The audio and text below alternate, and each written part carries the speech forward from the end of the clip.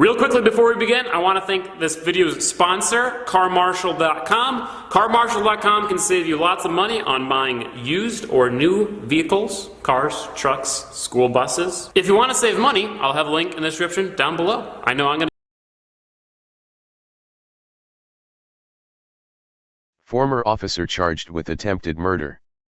By Ann Easker. Staff writer. Like the televised serial killer, Dexter, a former law enforcement official prepared for an arrival. He wore blue latex gloves and covered the floor with plastic when he welcomed an alleged drug dealer. John James Williams, 38, told the visitor he had been cleaning.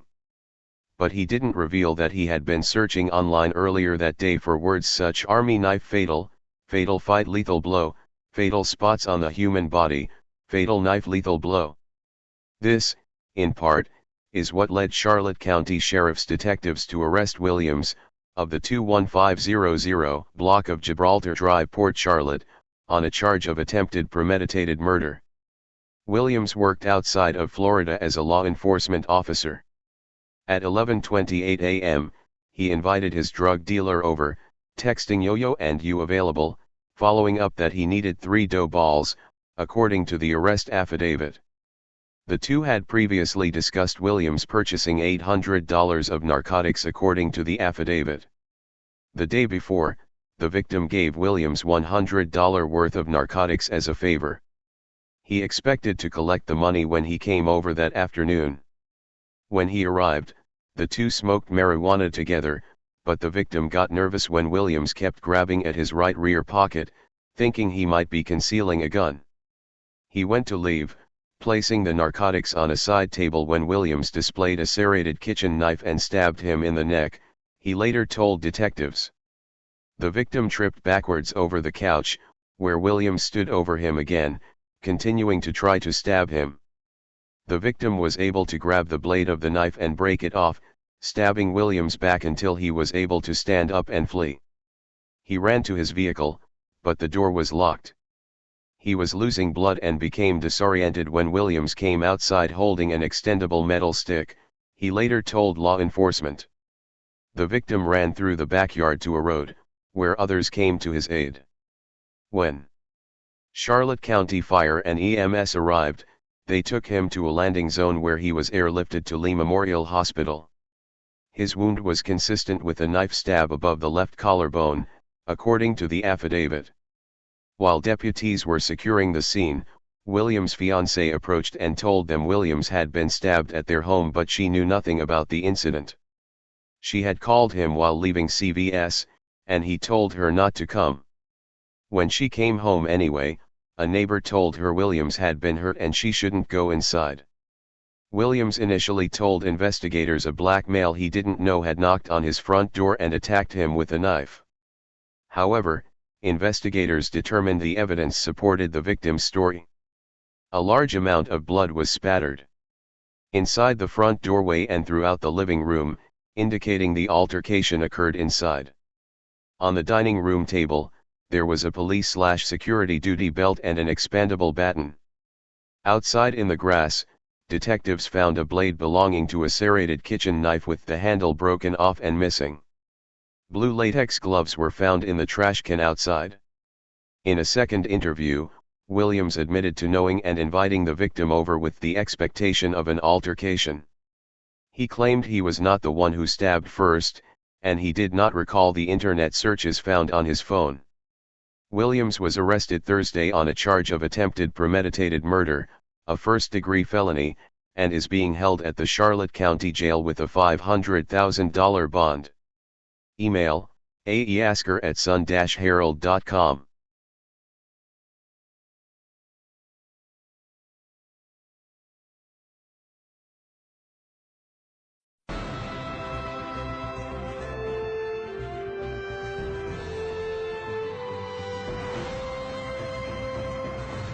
Does the government work for us or do we work for the government? Tonight, what if the Constitution no longer applied? What if the whole purpose of the Constitution was to limit the government?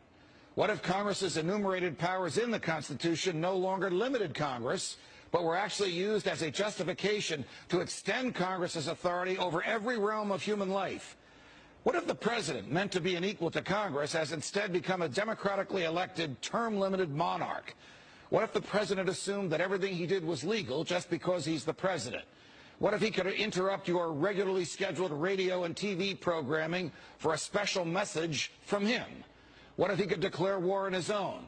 What if he could read your emails and your texts without a search warrant? What if he could kill you without warning? What if Supreme Court justices no longer looked to the Constitution to determine the constitutionality of a law, but rather simply to what justices who preceded them thought about it? What if the rights and principles guaranteed in the Constitution have been so distorted in the past 200 years as to be unrecognizable by the founders?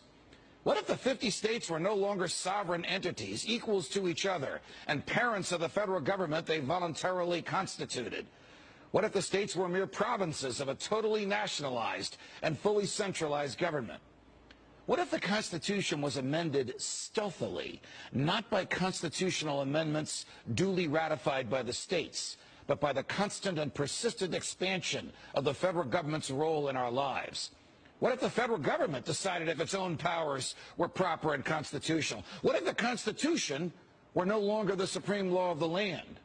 What if you needed a license from the government to speak, to assemble, or to protest against the government? What if the government didn't like what you planned to say, and so it didn't give you the license? What if the right to keep and bear arms only applied to the government? What if posse comitatus, the federal law that prohibits our military from occupying our streets, were no longer in effect? What if the government considered the military an adequate dispenser of domestic law enforcement? What if cops looked and acted like troops and you couldn't distinguish the military from the police? What if you were not secure in your person, in your papers, and in your property? What if federal agents could write their own search warrants in defiance of the Constitution? What if the government could decide when you were and were not entitled to a jury trial? What if the government could take your property whenever it wanted? What if the government could continue prosecuting you until it got the verdict it wanted? What if the government could force you to testify against yourself simply by labeling you a domestic terrorist? What if the government could torture you until you said what the government wanted to hear? What if people running for president actually supported torture? What if the government tortured your children to get to you? What if government judges and government lawyers intimidated juries into convicting the innocent? What if the government could send you to your death and your innocence meant nothing so long as the government's procedures were followed? What if America's prison population, the largest in the world, was a cruel and unusual way for a country to be free? What if half the prison population never harmed anyone but themselves? What if the people had no rights except those the government chose to let them have? What if the states had no rights except to do as the federal government commanded? What if our elected officials didn't really live among us, but instead all had their hearts and homes in Washington, D.C.? What if the government could strip you of your rights because of where your mother was when you were born? What if the income tax was unconstitutional? What if the states were convinced to give up their representation in Congress? What if the government tried to ban you from using a substance in your body that is older than the government itself?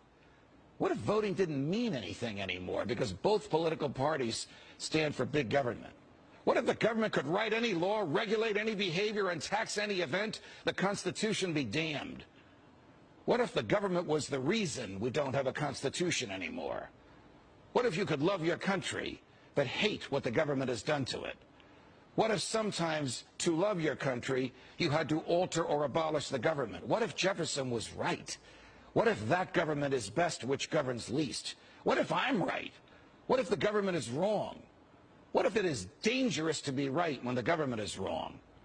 What if it is better to perish fighting for freedom than to live as a slave? What if freedom's greatest hour of danger is now?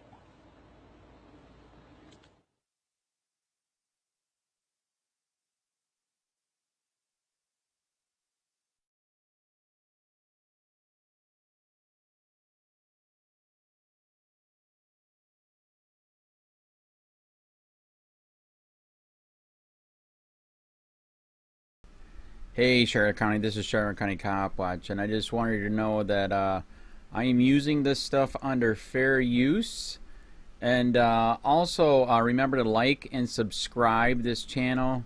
Also too, keep in mind, I do not make any money on YouTube.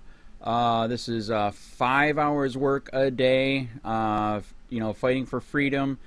And you can donate with PayPal and Patreon. I just want you to think about this. If everybody gives to PayPal and Patreon, Patreon is every month. Actually, PayPal you can do every month.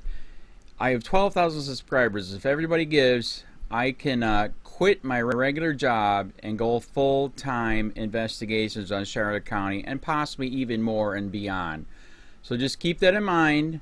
If everybody helps out, I can go full-time doing this. Thanks.